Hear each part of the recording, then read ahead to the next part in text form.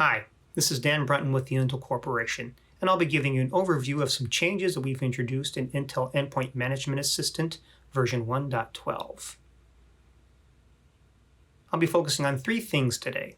First, our new hardware KVM Remote Control API for systems that support Intel Active Management technology. Second, we've introduced support for Unicode characters in computer names and in file names. And third, we've introduced some changes to the SQL connection strings used when doing Intel EMA initial installs. I'll start with the new KVM Remote Control API. This new JavaScript API lets you embed hardware-level remote control of Intel AMT devices into your software. This first version of the API provides basic functionality and will be updated in future releases with additional features.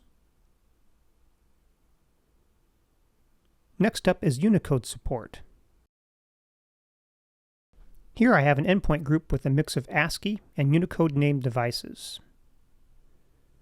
This also works for the Files tab, allowing me to see Unicode file names and transfer files with Unicode file names. I'll finish with changes to SQL Server Connections for new installs.